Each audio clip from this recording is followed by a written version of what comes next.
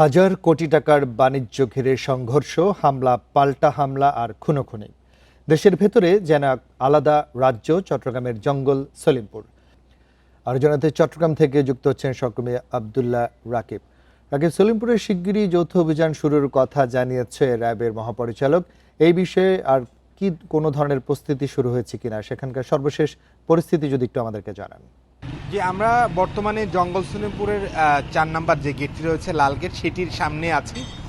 এখান দিয়ে আসলে নগরীর যে অংশ সেই দিক দিয়ে প্রবেশ করতে হয় এবং এখন পর্যন্ত এখানকার যে পরিস্থিতি, স্থানীয়দের সাথে আমরা কথা বলেছি যারা এখানে বসবাস করেন, তারা বলছেন ভেতরের পরিস্থিতি অনেকটাই শান্ত।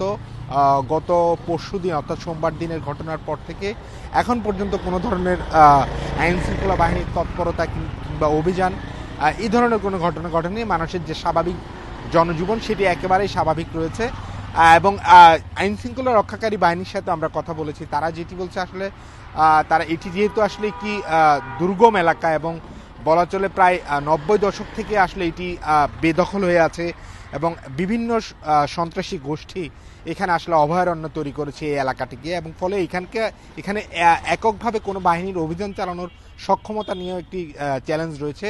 ফলে সবগুলো বাহিনী মিলে সমন্বিতভাবে গতকালকে আমরা দেখেছি প্রধান উপদেষ্টার প্রেস সচিব তিনিও বলেছেন যে কম্বাইন্ড অপারেশন, ফলে সবগুলো বাহিনী নিয়ে একসাথে বসে আসলে এটির যে কৌশল সেটি নির্ধারণ করার পরে হয়তো বা এইখানকার যে অভিযান বা অন্যান্য যে তৎপরতা আইন শৃঙ্খলা রক্ষাকারী বাহিনীর সেটি আসলে চালানো হবে। তবে আমরা গত পরশু অর্থাৎ সোমবার দিনের ঘটনার পর গতকালকে এখানকার স্থানীয়রা যারা যেসব গ্রুপ রয়েছে, ইয়াসিন গ্রুপ, তারা এখানকার এবং সেখানে তারা একটি রোকন মেম্বারের গ্রুপ, তারা সেখানে আসলে প্রতিবাদ সমাবেশ করেছে এবং আইন শৃঙ্খলা রক্ষাকারী বাহিনী সেখানে যে সোমবার অভিযান চালাতে গিয়েছে এবং সাধারণ মানুষের উপর হামলা করেছে, তারা এই অভিযোগটি এনেছে এবং দলীয় কার্যালয়ে সেখান থেকে আসামি গ্রেফতার, সব মিলিয়ে তারা গতকাল যে প্রতিবাদ সমাবেশটি করেছে সেই প্রতিবাদ সমাবেশ থেকে আসলে তারা আইন শৃঙ্খলা রক্ষাকারী বাহিনীর প্রতি ক্ষোভ জানিয়েছেন এবং তারা বলছেন যে আইন সন্ত্রাসী যদি এখানে কেউ থেকে থাকে সেই তালিকাটি এখানকার যারা নেতা রয়েছেন, যারা এখানকার আধিপত্য বিস্তার করেন, তাদেরকে দিতে এবং তারাই আসলে পরবর্তীতে যদি এখানে কেউ থাকেন সেটি তারা আসলে বুঝিয়ে দিবেন।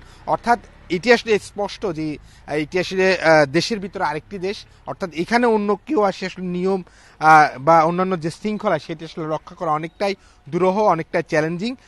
ফলে এখানকার যারা অধিবাসী রয়েছে তারা আসলে বিভিন্ন অঞ্চল থেকে তারা বাস্তুহারা হয়ে এখানে এসেছেন এবং স্বল্প মূল্যে এখানে যেহেতু প্লট পাওয়া যায় এবং সব ধরনের নাগরিক সুবিধা এখানকার যারা সেবা খাতগুলো রয়েছে তারা এখানে দিয়ে থাকেন, নানা ধরনের টাকার বিনিময়ে এই সেবাগুলো তারা পেয়ে থাকেন এবং ফলে এখানকার যে পরিবেশ এবং সামগ্রিকভাবে এদেরকে উচ্ছেদ প্রক্রিয়া এটি একটি কঠিন জিনিস, কারণ প্রতিবারই অভিযানের সময় সাধারণ মানুষদেরকে আসলে সামনে ঢাল হিসাবে ব্যবহার করা, পরবর্তীতে এই মানুষগুলো বিক্ষোভের মুখে আসলে প্রশাসনকে ফিরে যেতে হয়। তো এখন পর্যন্ত যে জঙ্গল সলিমপুরের যে পরিস্থিতি সেটি অনেকটাই শান্ত, কোনো ধরনের অভিযানের তৎপরতা আমরা এখন পর্যন্ত দেখিনি।